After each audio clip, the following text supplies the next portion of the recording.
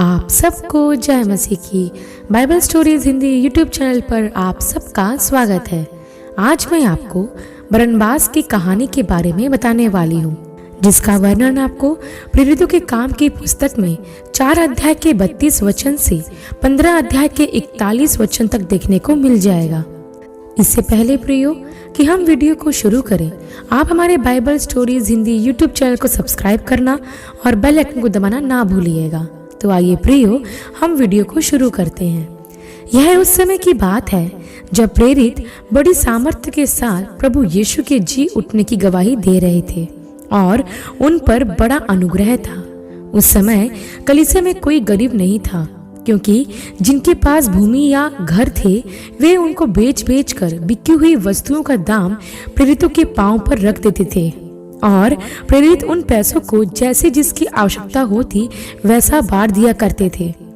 इस प्रकार उस समय की कलीसिया के लोग अपने साथी भाइयों की जो दरिद्र या कंगाल हुआ करते थे उनकी मदद करते थे।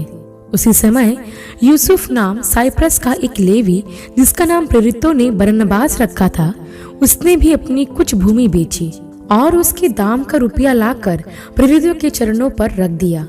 प्रियो, यहाँ मैं आपको बताना चाहती हूँ कि प्रारंभिक कलीसिया के विश्वासी आज की कलीसिया के लिए एक आदर्श या नमूना है, क्योंकि आज के समय की अधिकतर कलीसिया सिर्फ स्व केंद्रित अर्थात केवल अपनी चिंता करने वाले स्वार्थी और खुदगर्ज हैं। उन्हें कुछ भी परवाह नहीं है कि हमारे साथी भाई किस समस्या में हैं या किन किन परेशानियों का सामना कर रहे हैं।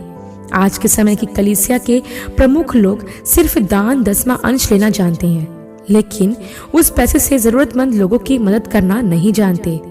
आज कलीसियाओं के बैंक खातों में लाखों रुपए जमा होते हुए भी वह आवश्यकता में पड़े लोगों की मदद नहीं कर पाते। तो फिर वह पैसा किस काम का? आज भी कलीसियाओं में दान 10वां अंश देने वाले लोगों की कमी नहीं है। वे लोग जो परमेश्वर से प्रेम करते हैं और उसके वचन का पालन करते हैं, वे लोग आज भी हर्ष के साथ अपने दान और 10वां अंश को परमेश्वर के भवन अर्थात चर्च में अर्पण करते हैं। लेकिन चर्च के मुख्य पदों पर बैठे हुए लोग, जिनके ऊपर चर्च को संभालने की जिम्मेदारी होती है, वे लोग उस पैसे का सही इस्तेमाल नहीं करते। इन मुख्य पदों पर बैठे हुए लोगों को प्रारंभिक कलीसियाओं के प्रेरितों से सीखना चाहिए कि उन्हें कलीसिया में आने वाले दान व 10वां अंश का कैसा इस्तेमाल करना चाहिए। प्रारंभिक कलीसिया के लोगों का यह उद्देश्य था कि हम विश्वासी लोगों में कोई कंगाल या दरिद्र ना रहे, इसलिए वह अपनी संपत्ति बेच बेच कर प्रेरितों के चरणों में रख देते थे और फिर प्रेरित उसे जरूरतमंद लोगों को जैसे जिसकी आवश्यकता होती बांट दिया करते थे। इसलिए उस समय की कलीसिया में कोई दरिद्र या कंगाल नहीं था, लेकिन आज कलीसिया जरूरतमंद लोगों के लिए सिर्फ प्रार्थना करती है। मैं यह नहीं कह रही कि आप जरूरतमंद लोगों के लिए प्रार्थना मत करो, लेकिन मैं यह कह रही हूँ कि सिर्फ प्रार्थना ही मत करो, लेकिन प्रार्थना के साथ साथ जितना हो सके विश्वासी भाइयों और बहनों की मदद करो, जिन्हें हमारी मदद की बहुत आवश्यकता है। क्योंकि याकूब की पत्री और उसके 2 अध्याय के 17 वचन में लिखा है कि विश्वास भी यदि कर्म सहित ना हो तो वह अपने स्वभाव में मरा हुआ है। यदि हम प्रभु यीशु पर विश्वास करते हैं और उसके वचन को मानते हैं तो हम उनकी मदद जरूर करेंगे जो आवश्यकता में है। प्रारंभिक कलीसिया के समय हम एक ऐसे ही नायक को उभरता हुआ देखते हैं जो एक लेवी था और साइप्रस का रहने वाला था, जिसका नाम यूसुफ था, लेकिन प्रेरितों ने उसका नाम बरनबास रख दिया था, जिसका अर्थ होता है शांति या प्रोत्साहन का पुत्र। बरनबास मन परिवर्तन के बाद यरूशलेम के विश्वासियों में मिल गया और अपनी जमीन बेचकर सारे पैसे प्रेरितों के चरणों में लाकर रख दिए, ताकि उस पैसे से जरूरत में पड़े हुए लोगों की मदद हो सके। उस समय कलीसिया के लिए बरनबास एक आदर्श बन गया कि कैसे उसने अपनी परवाह किए बगैर अपनी बेची हुई भूमि की सारी रकम प्रेरितों के चरणों में लाकर रख दी, क्योंकि वह भी चाहता था उसके विश्वासी भाइयों में कोई दरिद्र ना रहे। क्या आज ऐसा मन हमारा है? क्या हम अपनी परवाह किए बगैर दूसरों की मदद के लिए तैयार रहते हैं? क्या हमें परवाह है हमारे उन विश्वासी भाइयों और बहनों की जिनके पास पहनने के लिए अच्छे कपड़े नहीं हैं? क्या हमें परवाह है हमारे उन विश्वासी भाइयों और बहनों की जिनके बच्चे स्कूल तक नहीं जा पा रहे हैं? क्या हमें परवाह है कि हमारे विश्वासी भाई और बहन की कि वह कैसे घर में रहते हैं और क्या खाते पीते हैं? नहीं, हमें बिल्कुल परवाह नहीं है, क्योंकि यदि परवाह होती तो आज की कलीसियाओं में कोई दरिद्र नहीं होता। हम स्वार्थी और खुदगर्ज हो गए हैं, जिसे सिर्फ अपनी परवाह है, हमारे साथ हमारे चर्च में आने वाले दरिद्र भाई की नहीं। ध्यान रखें प्रियो, जो आप इस संसार में अपने साथी विश्वासियों के साथ कर रहे हो उसका लेखा आपको देना है। परमेश्वर ने यदि आपको समृद्ध बनाया है तो वह सिर्फ आपके ही लिए नहीं है। आप चाहे तो उसमें से थोड़ा अपने दरिद्र भाई को भी दे सकते हैं, ताकि वह भी आगे को दरिद्र ना रहे। प्रियो, आरंभिक कलीसिया और कलीसिया के लोग आज के लोगों के लिए एक आदर्श हैं। क्या हम आरंभिक कलीसिया के कार्य को जारी रख सकते हैं? इस पर जरा विचार कीजिए। इसके बाद हम आगे देखते हैं प्रियो कि बरनबास प्रभु की आत्मा से परिपूर्ण होकर सुसमाचार की सेवा करने लगा। जब वह यरूशलेम में था तो उसी समय शाऊल भी प्रभु यीशु का दर्शन पाकर मन परिवर्तन के बाद सुसमाचार प्रचार कर रहा था और वह चाहता था कि प्रभु यीशु के चेलों के साथ मिल जाए। परंतु उस समय सभी लोग शाऊल से डरते थे, क्योंकि उनको विश्वास ही नहीं हो पा रहा था कि शाऊल भी प्रभु का चेला बन गया है।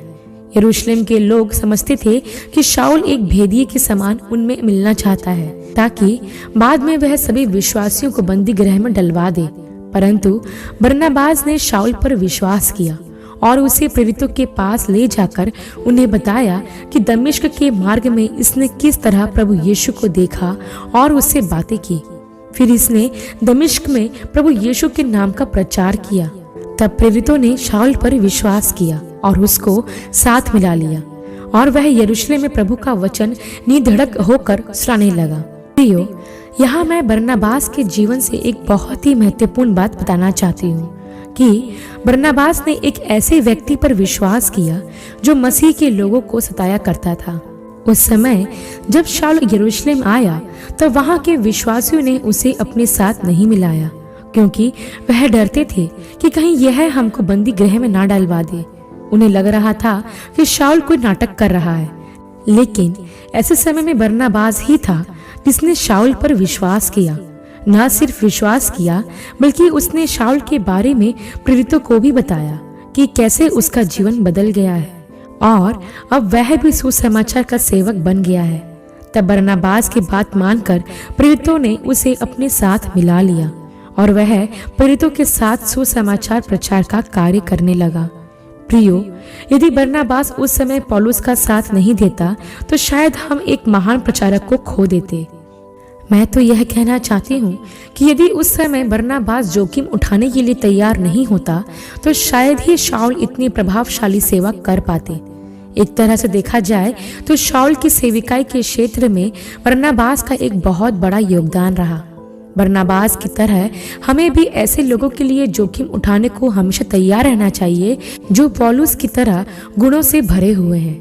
उस समय जब लोग शाऊल को लेकर असमंजस में थे, बरनबास उसके साथ खड़ा था और वह उसे आगे बढ़ने में भी मदद करता था। मैं सच कहती हूँ प्रियो कि यदि उस समय बरनबास ना होता तो हम एक महान प्रेरित को खो देते। आज के समय में भी हमें इस बात का ख्याल रखना है कि हमारी जरूरत किसे है। आज बहुत से ऐसे नए विश्वासी हैं जिनका मन परिवर्तित हो गया है, जो पहले विश्वासियों को सताया करते थे, उनका विरोध करते थे, लेकिन आज वे प्रभु पर विश्वास करते हैं। वे विश्वासियों के साथ मिलना तो चाहते हैं, लेकिन उन्हें डर है कि अब वह कैसे विश्वासियों से मिले, क्या वो उस पर विश्वास करेंगे। प्रियो, यहाँ मैं आपको प्रोत्साहित करना चाहती हूँ कि यदि आपके यहाँ आपको कोई ऐसा जन मिलता है जो पहले तो मसीह विरोधी हो लेकिन अब उसका जीवन बदल गया हो, तो आप जोखिम उठाते हुए उस व्यक्ति को प्रभु में बढ़ने के लिए सहायता करें। न जाने प्रभु उसके द्वारा कैसे महान कार्य करवाना चाहता है। यहाँ हमें बरनबास की तरह जोखिम उठाकर उस व्यक्ति को प्रभु में बढ़ाना है, ताकि उसका आत्मिक जीवन प्रभु में और अधिक बढ़ सके। तब हम आगे देखते हैं प्रियो कि जब क्लेश के कारण लोग तितर बितर हो गए थे तो वे लोग फिरते फिरते फिनीके और साइप्रस और अंतकिया में पहुंचे, परंतु यहूदियों को छोड़ किसी और को वचन नहीं सुनाते थे। लेकिन कुछ साइप्रसवासी और कुरेनी जिन्होंने प्रभु यीशु पर विश्वास किया था, वे अंतकिया आकर यूनानियों को भी यीशु का सुसमाचार सुनाने लगे और बहुत लोग विश्वास करके प्रभु यीशु की ओर फिरे।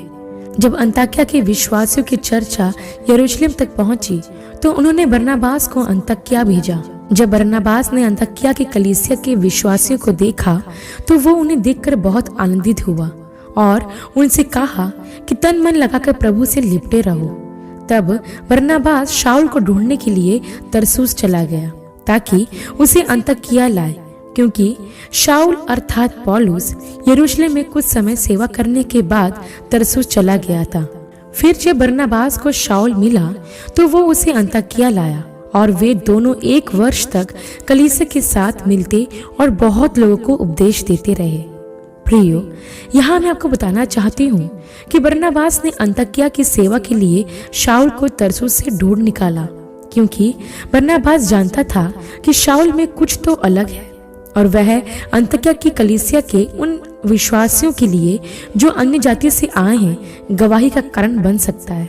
इसलिए उस स्थान पर बरनबास ने अपने आप को पीछे करके शाऊल को आगे किया और उसके साथ मिलकर 1 साल तक वहां कलीसिया में उपदेश देते रहे। प्रियो, आज ऐसे लोग बहुत कम मिलते हैं जो खुद को पीछे करके दूसरों को आगे करें, क्योंकि सबको यही लगता है कि मैं ही बेस्ट हूँ और जो मैं कर सकता हूँ वो कोई नहीं कर सकता। देखिए, बरनबास भी आत्मा से और बुद्धि से परिपूर्ण व्यक्ति था, लेकिन उसने भी इस बात पर घमंड नहीं किया। चाहता तो वह खुद ही अंताकिया की कलीसिया में सेवा कर सकता था, लेकिन उसने शाऊल को ढूंढ कर लाया और उसके साथ वहां सेवा की, क्योंकि वह शाऊल को आगे बढ़ाना चाहता था। प्रियो, आज दुनिया में टांग खींचकर पीछे करने वाले बहुत से लोग हैं, लेकिन बरनबास जैसे दूसरों को आगे करने वाले लोग आपको बहुत कम मिलेंगे। मैं आपको यही कहना चाहूंगी कि यदि आप यह देखें कि मुझसे भी अच्छा कोई और किसी काम को कर सकता है तो उसे जरूर आगे बढ़ाएं और उसको प्रोत्साहित करें। कई बार हमारा आगे बढ़ना नहीं, लेकिन दूसरों को आगे बढ़ाना भी बहुत जरूरी होता है। आप अपने जीवन में यह कभी ना सोचें कि आप ही बेस्ट हैं, क्योंकि यह आपका घमंड है और इसलिए वचन में लिखा भी है कि विरोध या झूठी बड़ाई के लिए कुछ ना करो, पर दीनता से एक दूसरे को अपने से अच्छा समझो। हाँ प्रियो, सच्ची दीनता इसी में है कि हम दूसरे को अपने से अच्छा समझें, जैसे बरनबास ने किया। तब हम आगे देखते हैं प्रियो कि एक दिन पौलुस ने बरनबास से कहा कि जिन जिन नगरों में प्रभु का वचन सुनाया गया है उनमें फिर से चलकर अपने भाइयों को देखे कि वह कैसे हैं। तब बरनबास ने यूहन्ना मरकुस को अपने साथ लेना चाहा, परंतु पौलुस ने उसे साथ ले जाने से मना किया, क्योंकि यूहन्ना मरकुस पहले एक बार पौलुस और बरनबास का साथ बीच में ही छोड़ चुका था और पौलुस को यह डर था कि शायद वह फिर से ऐसा ही करेगा, परंतु बरनबास उसे साथ लेना चाहता था, जिसके कारण पौलुस और बरनबास में मतभेद हो गया और वे दोनों अलग अलग हो गए। पौलुस सिलास को लेकर चला गया और बरनबास ने यूहन्ना मरकुस को दूसरा मौका दिया और वह उसे साथ लेकर प्रभु की सेवा के लिए आगे बढ़ गया। यह यूहन्ना मरकुस वही मरकुस है जिसने मरकुस रचित सुसमाचार लिखा था। प्रियो, यहाँ बरनबास के जीवन की एक और महत्वपूर्ण बात हम देखते हैं कि वह मरकुस को दूसरा मौका देता है।